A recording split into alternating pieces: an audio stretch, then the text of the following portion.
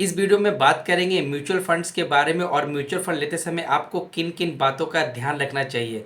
और एक ऐड आया था कि म्यूचुअल फंड सही है, बट सही म्यूचुअल फंड के लिए आपको सही डिसीजन भी लेना पड़ेगा। तो चलिए वीडियो को स्टार्ट करते हैं।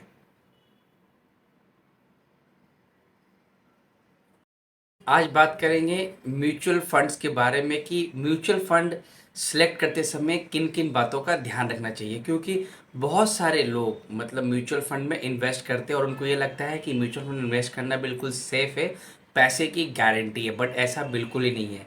तो इस वीडियो को आप ध्यान में रखिए, मैं आपको वन बाय वन बताऊंगा कि आपको किन किन चीज़ों का ध्यान रखना चाहिए आप जब म्यूचुअल फंड बाय करते हैं। तो म्यूचुअल फंड सही है, एक ऐड आप देखते होंगे म्यूचुअल फंड सही है, बट म्यूचुअल फंड सही है उसके लिए आपको सही डिसीजन भी लेना पड़ेगा। सबसे पहले आप म्यूचुअल फंड में देखिए जो रिटर्न होता है। आप कभी भी म्यूचुअल फंड लेते समय 2 से 3 साल का रिटर्न बिल्कुल मत देखिए। कोई नया फंड है आप बिल्कुल मत लीजिए, आप उसको इग्नोर कीजिए। आप कभी भी म्यूचुअल फंड लेते समय कम से कम जो आप रिटर्न देखेंगे आज से, वो 5 ईयर्स का रिटर्न आप देखेंगे, राइट। क्योंकि मैं चाहता हूं कि आपको एक इंडिपेंडेंट, एक अच्छा इन्वेस्टर बनाओ। तो कितना साल के रिटर्न देखेंगे आप? 5 ईयर्स का देखेंगे। 5 ईयर्स कोई भी आके आपको 2 से 3 साल का आप रिटर्न दिखाए, आप बोलो नहीं मुझे 5 ईयर्स का रिटर्न देखना, नया फंड है, बिल्कुल अवॉइड कीजिए उसको। 5 ईयर्स का रिटर्न देखिए और प्लस रिटर्न के साथ साथ आप रोलिंग रिटर्न भी देखिए। आप अपने फाइनेंशियल एडवाइज़र से कंसल्ट कीजिए और उनको ये पूछिए कि मुझे आप इंडिपेंडेंट ईयर का, हर ईयर्स का रोलिंग रिटर्न भी बताओ।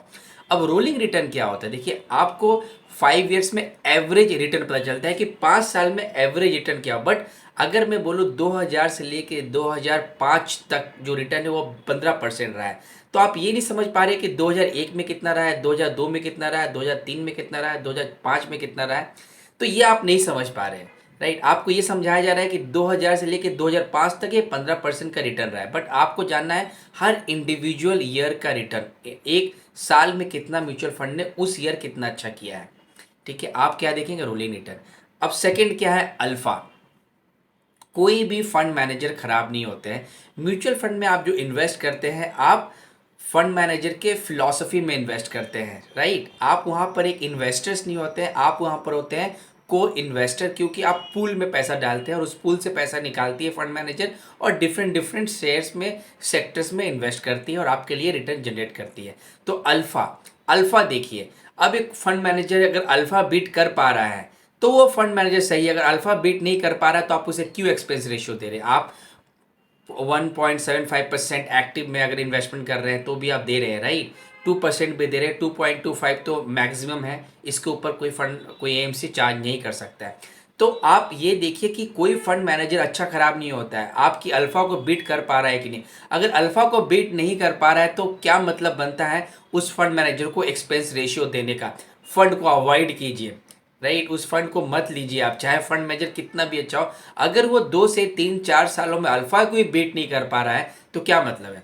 तो अल्फा देखिए, अल्फा पॉजिटिव है या फिर नेगेटिव है। बीटा, अब बीटा क्या होता है कि कभी कभी बीटा का मतलब होता है कि अगर आप 1 से ऊपर ले रहे हैं बीटा, तो वो है कि आप रिस्क ले रहे हैं।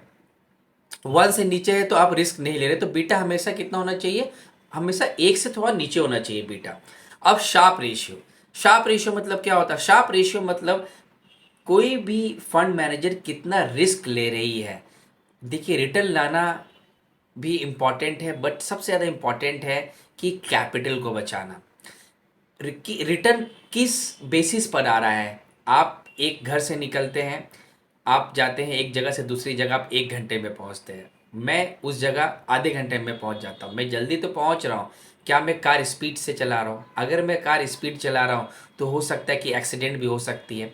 तो आपको ये देखना है कि कितना रिस्क लिया जा रहा है, पर यूनिट जो है कितना रिस्क ले रही है, और रिस्क फ्री रिटर्न कितना आ रहा है ये भी आप देखिए। तो आप रिस्क फ्री भी रिटर्न देखिए। आप रिस्क फ्री रिटर्न क्या होता है कि देखिए, पर यूनिट में आप मान लीजिए कि आपका 16% का रिटर्न आ रहा है, 2% वो जनरेट कर रही है बॉन्ड मार्केट से। तो जो एफर्ट लग रहा है वो 14% पे ही लग रहा है। तो आप क्या देखेंगे? आप देखेंगे शार्प रेशियो भी देखिए, पर यूनिट रिस्क भी देखिए। आप देखने के बाद ही आप इन्वेस्ट कीजिए। अब जो है फिफ्थ है वो है पोर्टफोलियो टर्नओवर रेशियो। अब पोर्टफोलियो टर्नओवर रेशियो क्या होता है? पोर्टफोलियो टर्नओवर रेशियो को, पोर्टफोलियो को टर्न मतलब पोर्टफोलियो में चर्निंग कितना कर रही है।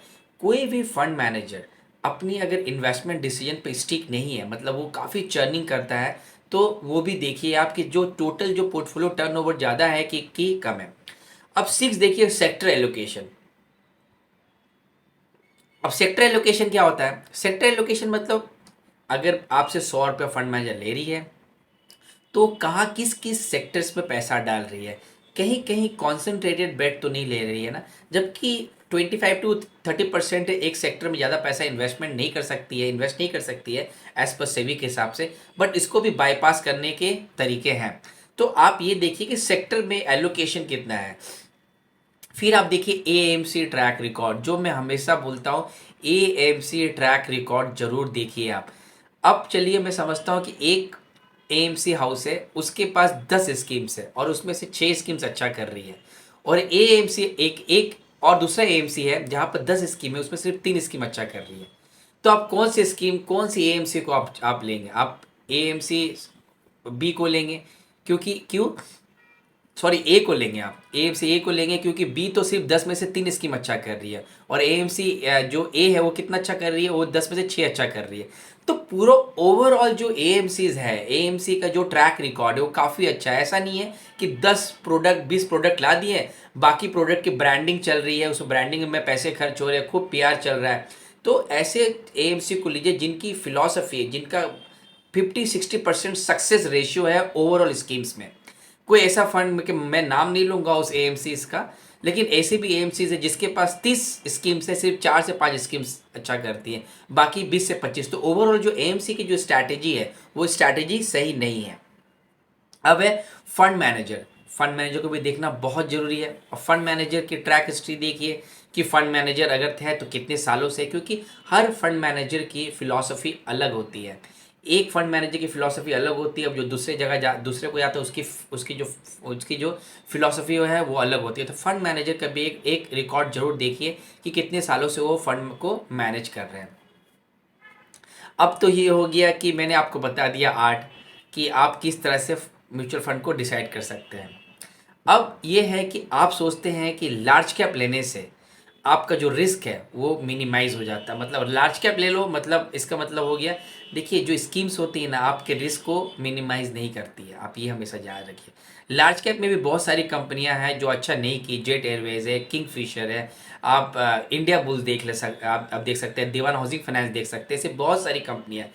तो लार्ज कैप मतलब ये नहीं, लार्ज कैप में भी आप देखिए कि कौन कौन सी कंपनियां फंड मैनेजर ने लिया है और वो कंपनी कैसा परफॉर्मेंस कर रही है। क्यों? क्योंकि अभी वो समय नहीं है बाय कीजिए और होल्ड कीजिए और उसको भूल जाइए। बाय कीजिए, होल्ड कीजिए, और अपने म्यूचुअल फंड को प्लीज़ हर 6 मंथ्स में रिव्यू कीजिए। अपने फाइनेंशियल कंसल्टेंट के साथ बैठिए और रिव्यू कीजिए। आप ये पहले समझिए कि आप एज हु आर यू, आप कौन है। क्योंकि बहुत सारी स्कीम्स ऐसी होती है, एएमसीज है, जहाँ पर वैल्यू बाइंग होती है। और वैल्यू बाइंग मतलब क्या होता है? जहाँ पर काफ़ी समय लगता है उस स्टॉक्स को अच्छा करने में, 3 से 4 साल।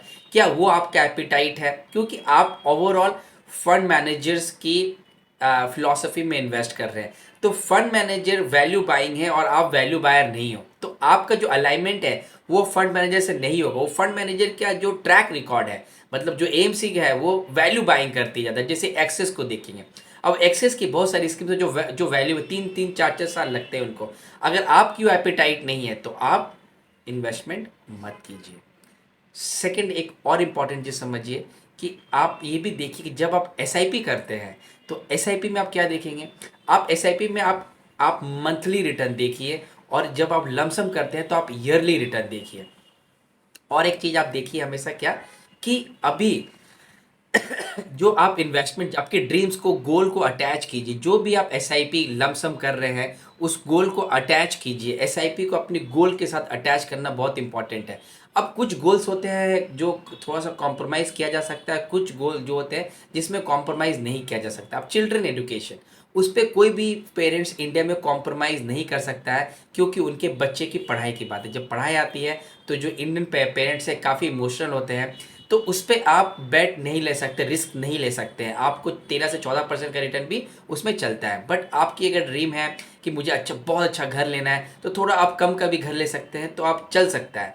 कार की अगर ड्रीम है तो थोड़ा कम, अगर आपकी कार की ड्रीम बहुत हाई एंड है तो आप थोड़ा और भी उस पर मतलब कम में, अगर आप BMW की जगह ऑडी भी लेंगे तो ऐसा कोई बात नहीं है, ऑडी की जगह आप स्कोडा भी लेंगे तो कोई ऐसी बात नहीं होती है। वहाँ पर आप बेट कर सकते हैं, क्योंकि वो थोड़ा उस पर आप, वो जो है वो कॉम्प्रोमाइज ड्रीम है, आप थोड़ा सा कॉम्प्रोमाइज कर सकते हैं। तो ये समझिए कॉम्प्रोमाइज ड्रीम है कि नॉन कॉम्प्रोमाइज ड्रीम है।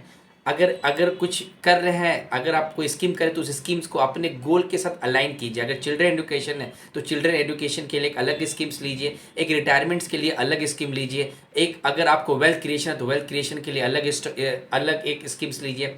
अगर आपका है कि कार बाय करना है 5 सालों में तो उसके लिए आप अलग अलग मतलब स्कीम्स लीजिए, और हर स्कीम्स को अपने गोल के साथ अटैच कीजिए, गोल के साथ अटैच कीजिए। क्यों? क्योंकि म्यूचुअल फंड में कोई रातों रात अमीर नहीं बन सकता, आप इस बात को समझिए। म्यूचुअल फंड में हमेशा लोग इन्वेस्ट करने आते हैं लॉन्ग टर्म के लिए, और जब आप लॉन्ग टर्म के लिए इन्वेस्टमेंट करने आते हैं तो आप शॉर्ट टर्म क्यों देखते हैं? अगर आप गलत चीज़ देखेंगे तो आपको गलत चीज़ दिखाया जाएगा। क्यों? क्योंकि एएमसी ये सोचती है कि जो इन्वेस्टर्स होते हैं वो 2 से 3 साल का रिटर्न देख के आते हैं, तो वो क्या करते हैं 2 से 3 साल में खूब कोशिश करते हैं कि उस स्कीम्स में रिटर्न लाना, क्योंकि आप ही गलत देख रहे हो।